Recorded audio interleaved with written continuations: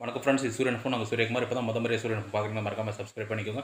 தொடர்ந்து நம்ம சேனலை ஃபாலோ பண்ணுங்கள். இன்றைக்கி எது குறித்து பார்க்க போகிறோன்னா, ஜிஎஸ்டி ப்ராப்ளம்லாம் இருக்கும்போது கூட பார்த்திங்கன்னா, முதல்வரின் கிராம சாலைகள் திட்டத்தின் மூலமாக எத்தனை இடத்துல கிராம சாலைகள் வந்து போட்டிருக்காங்க. அப்புறம் வந்துட்டு பார்த்திங்கன்னா, எம்ஜிஎன்ஆர்ஜிஎஸ் திட்டத்தின் மூலமாகவும், அண்ணாமரம் திட்டமான ஏஜிஎம்டி மூலமாகவும் எத்தனை இடத்துல கிராம சாலைகள் இம்ப்ளிமெண்ட் பண்ணியிருக்காங்க. ஆனால் அதுவே வந்துட்டு பிரதம மந்திரியின் கிராம சாலைகள் திட்டம் வந்து எத்தனை இடத்துல இம்ப்ளிமெண்ட் ஆகிருக்கு, அந்த திட்டம் வந்து எத்தனை இடத்துல செயல்பாட்டில் இருக்குதுன்னு சொல்லிட்டு பாருங்கள். அது மட்டும் இல்லாத இப்போ பார்த்திங்கன்னா,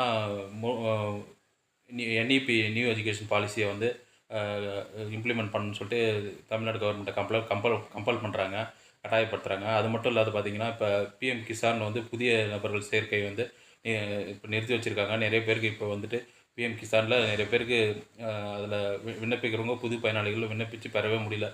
இதெல்லாம் இந்த மாதிரி பிரச்சனைலாம் மத்திய அரசுக்கிட்ட இருக்குது.